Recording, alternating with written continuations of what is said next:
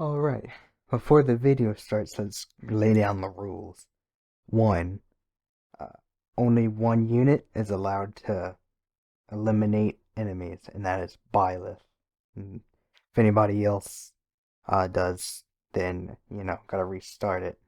The one exception to this rule is allies, because I cannot control if they deploy or not, and when they're deployed, I also cannot control where they go or who they attack.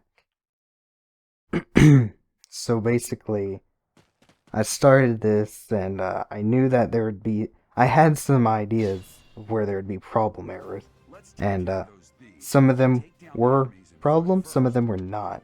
But first off, we of course had to do the tutorial battle here. Skirmish at dawn. I wasn't very worried about this mission because I knew there wasn't that many enemies to fight. I just knew it was a matter of keeping Claude, Edelgard, and Dimitri out of the combat area. Keep them out of danger as much as I could. So what you'll see me do is basically maneuvering them out of an enemy's effective range. Keeping them kind of at the edge because at this point I was like, that's still level 1, so I didn't know exactly like I take a good amount of damage trying to muscle out the enemies. So basically what I'm gonna do is I have Claude, Edelgard, and Dimitri. I kind of have a move up to give me their vulneraries, of course, so I can keep up the fight.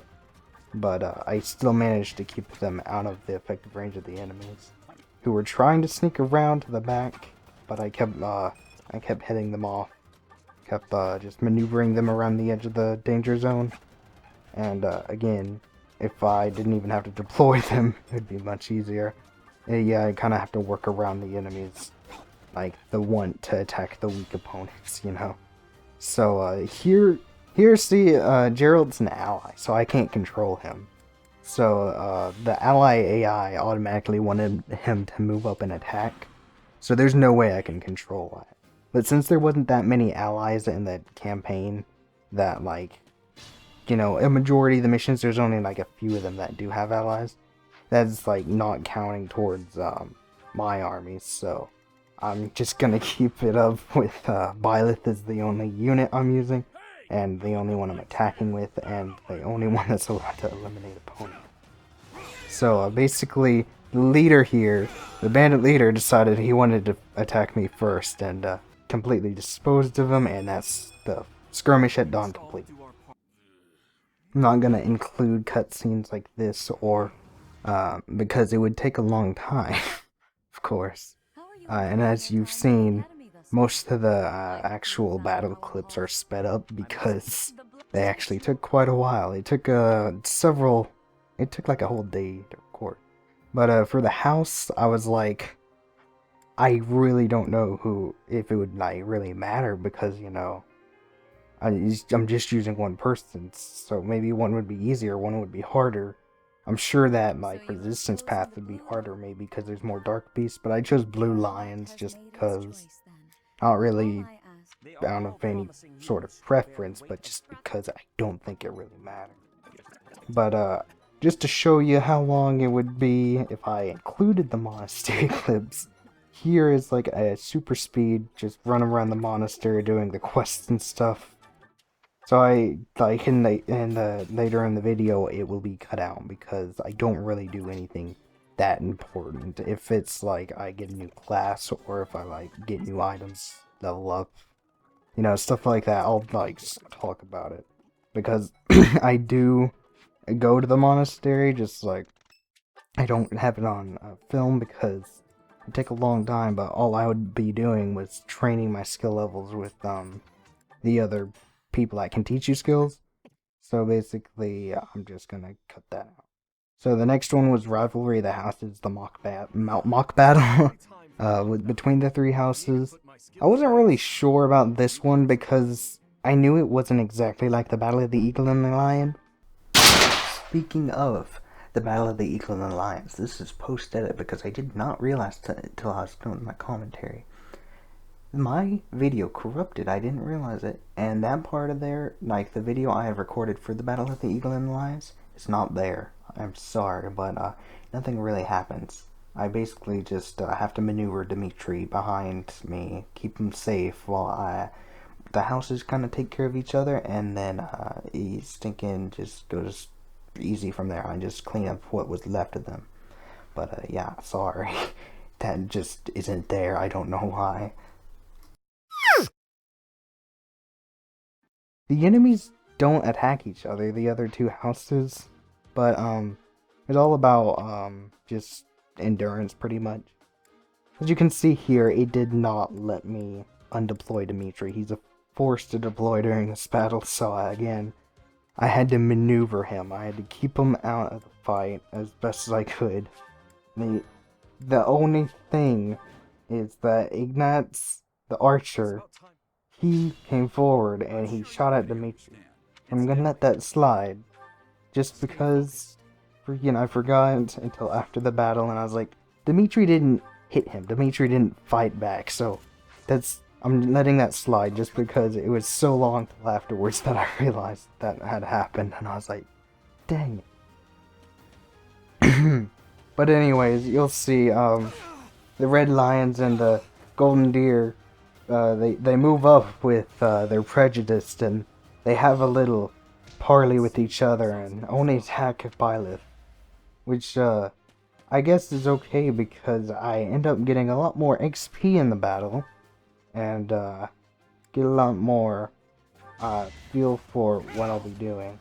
I decided to use gauntlets just because some of the abilities you unlock with them, like with the regeneration, you can heal yourself, heal focus, and also there's a lifesteal ability. But I basically just had Dimitri run around the tree lines, dodging combatants, because, if you stay in one place, they'd come find them, which is like problem in later battles, but So basically, also ranged attackers. They're really frustrating because I can't counterattack them. I have to use a turn to fight back. I decided to just stick it.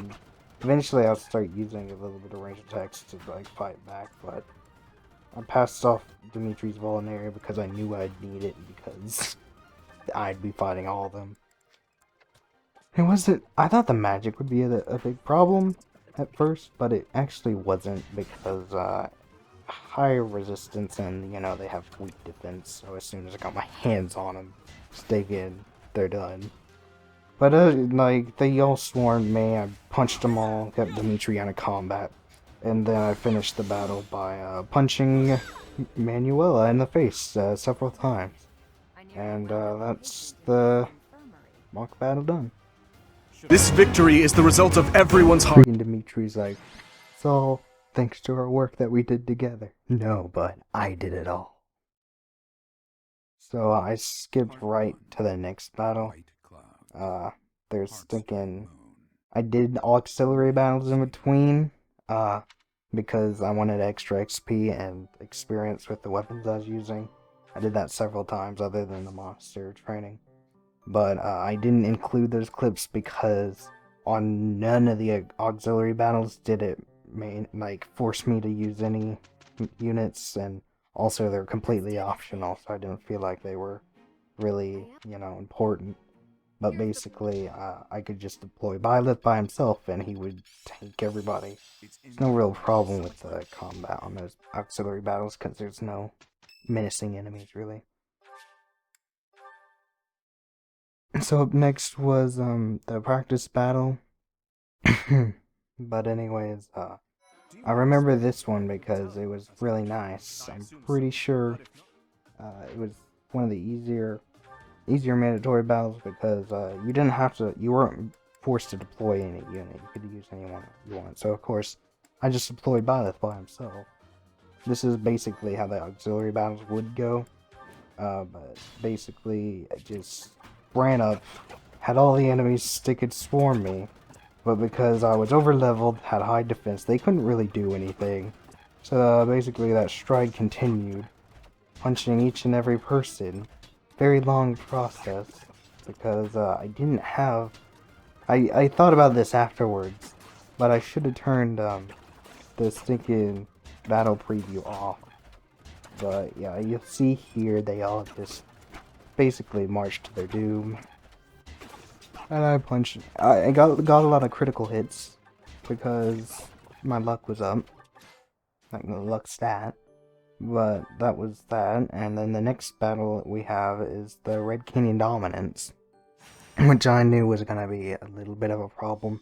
One, because you're forced to deploy Dimitri, your house leader, which I assume is the same with the other ones, of course. But two, they suggest on this battle that you split up your units and stinking, come in from two sides. And since we were one unit, and I had to keep Dimitri in the back, the enemies actually decided to try to do that themselves.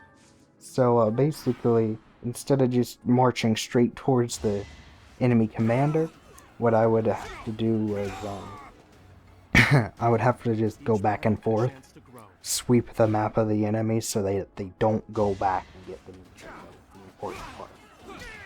But it was basically the same strive, just take it nice and easy, punch the enemies as they come. It's no real problem, because unlike some of the other Fire Emblem games, there's not many levels at all that have a turn limit. But you see, he was trying to get behind me, get to Dimitri, so I just kept him as far backs, and I kind of just guarded that little bridge there because I didn't want them getting across to Dimitri. But also another problem was they would want to gambit you, and when you get gambit, if they hit you, you can't move, you can't do nothing, so it wastes a turn. And since you only have one unit, it is the most frustrating thing. So if you have lots of enemies using gambits, the battle takes forever. But anyway, they came up, I basically wiped them out, and then I'm pretty sure I go around. Yeah, I sweep around so that they don't go up to Dimitri. I grabbed loot. Wasn't really that good. Don't know why. It was wasting time. But I basically just marched up there. Some more enemies came, and I would fight them because they were in my effective range, and I would destroy them. It wasn't a very hard level after you took care of the ones trying to get to Dimitri. No single combat's that hard. But I just ran up to the bandit leader and punched him. No, I didn't punch him. I had my stinking battalion swarm him. And that's another beat. I should have never listened to that idiot. What a mistake. I'm level 14 by the end of that battle. Another step forward. We have defeated the... So with that battle done, the next one was the Magdred Ambush, which is the Mutiny in the Mist. And at first I thought this mission would be a problem because the mist. I was scared that it would force me to deploy a unit, and with the mist not being able to see where the enemies are, they would attack that unit. But it turned out that actually you weren't forced to deploy any unit. It just deployed myself again, and once again it was pretty easy. After we get to Lord Lenato, it's just one and done in a few punches. You'll see here. Bang, bang, and fish him. Bang. So that was that battle done. Pretty easy. No problem. Still just, still good, just still doable with just one person. Level 20. So after that battle, the next mandatory battle is the ambush at the Rite of Rebirth, which was a lot easier. I thought it would be hard, and because you're forced to deploy Dimitri once again, or whatever house leader you choose. But as it turns out, it's not as hard because enemy spacing allows for a large safe area at the beginning, and even though you're forced to deploy Dimitri, it's not that hard to maneuver him out of danger zone. I kept him close by so that just in case the enemies did come up, I could try to protect them or something. But it wasn't really a problem because most of the enemies, if you're not in their attack range, actually don't even try to fight you on this level, they just stay back. So the only enemies you'll see actually attack either of us, just me really, because I didn't let them get to Dimitri, were the ones that were in the danger zone. And I knew the Death Knight, he has a tiny one, so I kind of just ran past him, punched the mages and stuff, and I kept Dimitri back in a safe distance. Made sure he wasn't in any danger zones. But the battle was over really quick because all you have to do is dispatch the enemy commander. So I just punched him in the face and won the battle. I didn't even get much XP for that battle. It was just stupid, so that's why the auxiliary battles were so important. But we took the Creator's Sword and we smote it. The next battle after that one is the Gaudier Inheritance, which I knew that, you know, you had Gilbert, so even if it did force you to deploy Dimitri or whatever house leader you chose, I knew that he would kind of be in the back to be the, I don't know, backboard, keep them, like, you know, distracted. But as it turns out, again, you didn't have to deploy your house leader, which made this extraordinarily easy. The only problem with this mission is it was time consuming because I had to go around the entire tower just to get to Milkan. But there wasn't any enemies that were any sort of threat because none of them were really strong enough. But I just made my way around. After a long time, I'd finally reach the room with Milkan in it. I grabbed the XP because I take all the XP I can get. I want to be as high level as possible. But I didn't think him individually would be a problem at all, and it really wasn't. Kind of just punched him a few times and he was done. And he also does that. The thing I was worried about on the entire thing, like on the grand scheme of things, wasn't any individual enemies.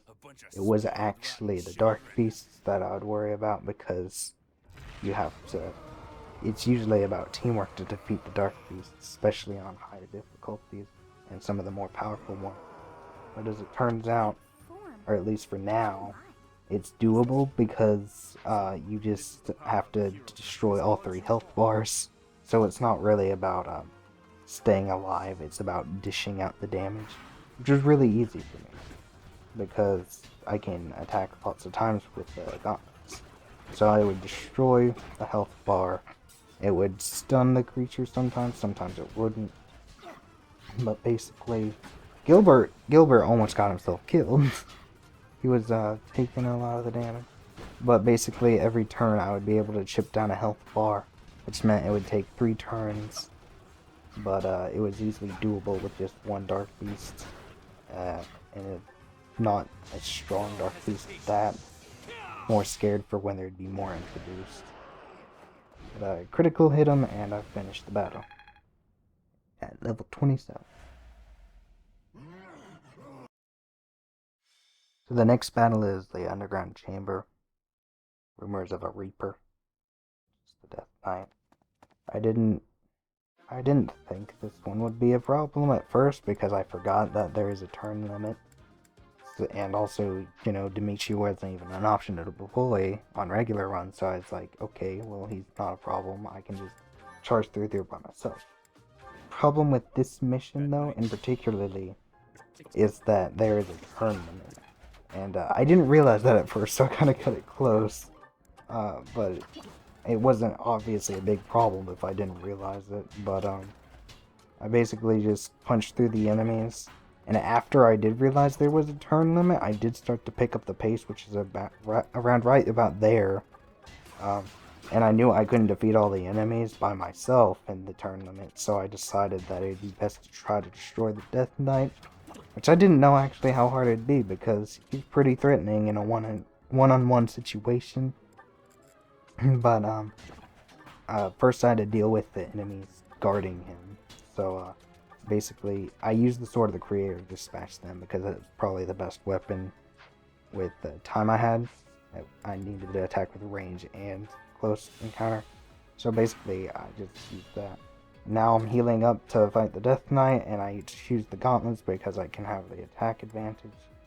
But you'll see here, he's also quite fast, so it was not a one-turn victory. We boxed each other for a few turns, in fact. But I have the advantage here, and then he attacks back. He counterattacks, and he hits me pretty good. But I also hit him back, but because it's not my turn, I don't have advantage. I only hit him once. Level up to 28, big stat boost, and because of his thinking ability, it was all or nothing here. Didn't have much health to spare, but I decided to go for it because I figured, hey, I'll probably get lucky. And I did. I got a critical hit, and I one-punched him easily. 51 damage. But that was that battle done. And I was really glad I could actually beat the Death Knight, because I knew if I couldn't, that might be a problem, because stinking all the enemies and that. But it was an easy fight, after all, luckily. Now, it was attributed to me being overpowered. But the next is the Remire Calamity, which is at Remire Village. I didn't think this one would be a problem, and it really wasn't. But I did realize you had to deploy Dimitri, but I knew because of all the allies you actually have that the enemies would not be focused on him. So basically I didn't really worry, I just kept them in the back while the allies kind of, they trained all of the enemies focus onto them. And I used that to advance towards the enemy commander while Dimitri kind of just stayed in the back out of the danger zone. And then when I got close to Solon eventually here, something different happened. He reveals himself, of course, but I've never had this happen before. I guess it only happens if you charge straight at him and don't save the villagers first. Well, he killed all of them mercilessly, and I was like, what? I've never had that happen before. Killed all of them, and of course that evoked some anger on Dimitri.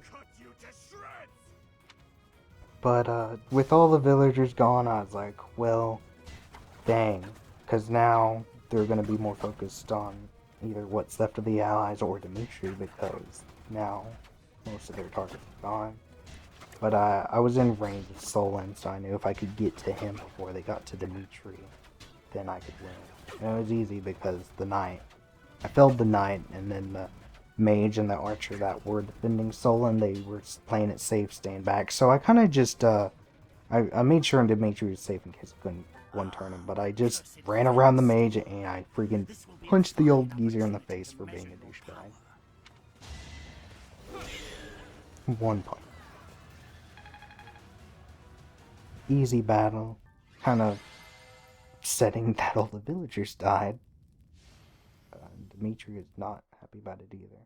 The next battle, anyways, is Salvation at the Chapel, which I was kind of worried about because all the Dark Beasts, and I was by myself with Gerald, I knew for sure. But then it turned out I also had to deploy Dimitri, which was, once again, I was like, oh boy, he's gonna get himself killed somehow. Which didn't happen as often as I thought. But I basically deployed Dimitri, and I was like, okay, well, if I can find a safe spot for him to hide, maybe it'll be okay. And I looking around the map, and I didn't quite see any guaranteed safety spots, but I decided to maneuver Dimitri over towards that chest because the Dark Beast above it was going towards the student, and the Dark Beast in the center was focused on Gerald. So while that was happening, the objective is to destroy all the Dark Beasts, so I had to destroy all of them. Couldn't just defeat a commander or something. So I made my rounds and I punched all of them. Long process because all of them had at least 2 health bars. But eventually, me and Gerald stalling the one in the middle the whole time. I go around defeating all the rest, and then we kind of team up on the last 2. Pretty easy. None of the students died, luckily. But we protected all of them. Dimitri stayed in a safe corner, and then I boxed the last part. Yeah, we teamed up on the last one, and I boxed its HP down, and that was a mission complete. Unfortunately, of course, Gerald met his end at this battle. That's scripted. Next battle was the Sealed Forest Snare, where you pursue Grania into the forests. This battle I wasn't actually worried at beforehand, but like at the present, it turns out you don't have to deploy any other units, so I was really relieved by that because I knew that it would be a problem if I did. It would be a problem keeping it safe. But you don't have to deploy anybody else, so I just deployed myself, of course.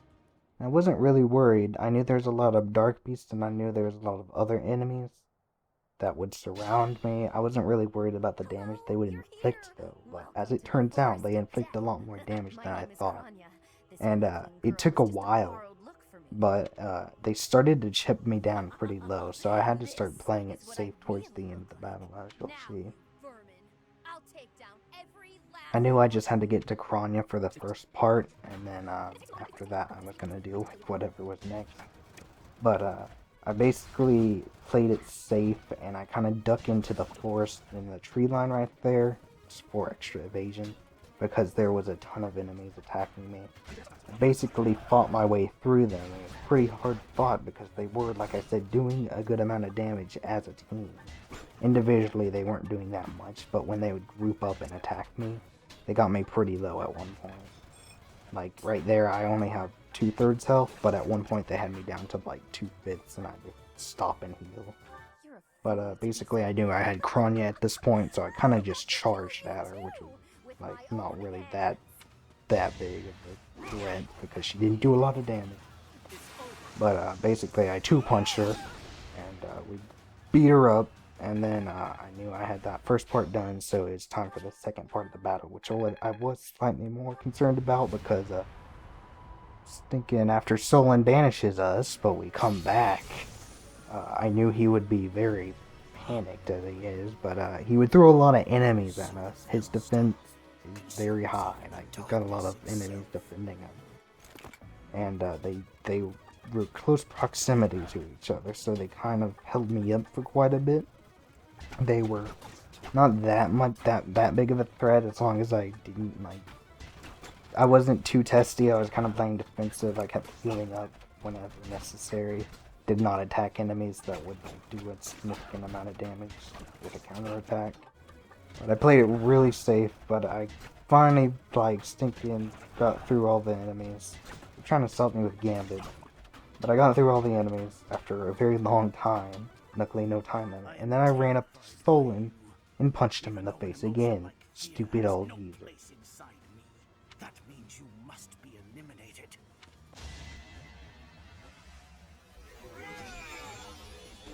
1-2 combo. Stage complete at 20 turns. Once again, of course, I'm the MVP. At this point, I took certification for War Master because it has the best skills to complement me with the boxing skills.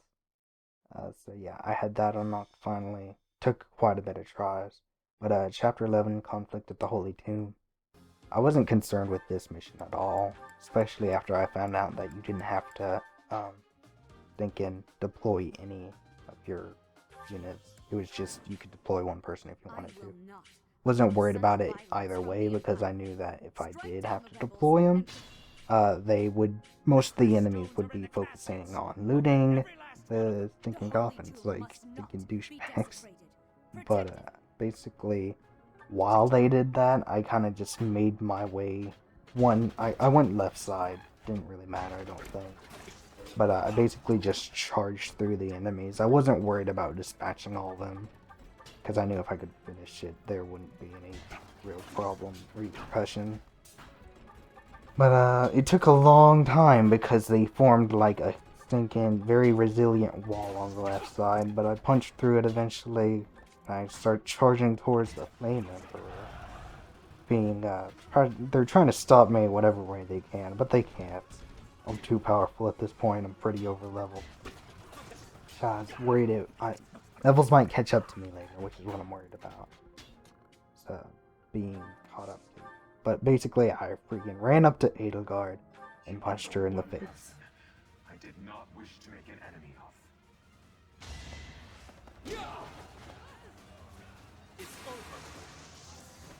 Hit and get 81 damage. Level 35 by the end of this battle. And that was the end of the conflict with the Holy Team. Next would be the battle for Garrick Mach, which is what I was worried the most about for part 1 of the game. Because, like, not only did you have to force to deploy Dimitri, which was, like, at this point I was like, if I have to deploy him or not, I can just maneuver him around. But you also had to protect the monastery and Lady Rhea, which the enemies would be constantly trying to attack. The thing I was worried about was the forward attack force of the enemy already being in the monastery. They're spread out a ton, and I was very worried about them being able to swarm into the stinking main room. But I didn't think that they would help that much. But as it turns out, the Knights of Saros that were defending the inside of the cathedral, they were a big help. They kept the enemies back for long enough for me to get the advantage and eventually press out of the side of the monastery. But you'll see them combat these dark beasts and some of the bigger enemies. And I didn't think they would do it, but they did. Again, eventually, anyways, took a while. I was surprised about how much they helped, honestly, because on the other runs I had, they got obliterated. Part of the factor is some of the enemies, I had to bait the Pegasus Knights and some of the cavalry towards me because they would have just whizzed past them anyway. But after I did that, it was like, once we cleared the inside of the monastery, I kind of knew I had some breathing room. Because one, the Knights of Saros that were guarding Lady Rhea personally, they were still there. They didn't move out. And the rest of the Knights, they had defeated the right flank. They do move out, which I kind of got worried about towards the end of the battle because they started to draw enemies from different spots.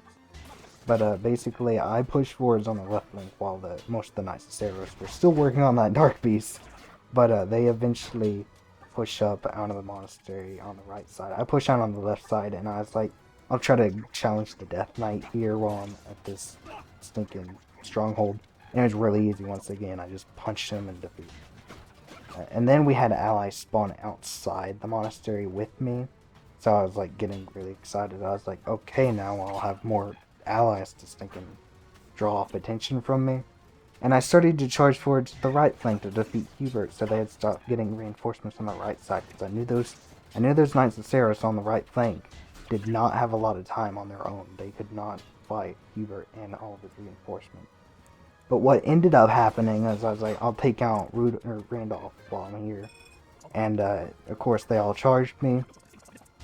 And I beat him, of course, punched him in the face. But something that I didn't actually expect to happen was Edelgard and her Consorage actually end up moving up towards me and like exposing themselves. And I was like, oh my. They did not protect Edelgard, and I knew that was my chance to attack and win the battle, so that's exactly what I did. I ran up, and I stinking punched Edelgard in the face. But, yeah. That led to, like, an easy victory. I thought I'd have to get more, like, up close and personal, but she just came right to me and lost the battle for herself, pretty much. And critical hit for the finishing blow.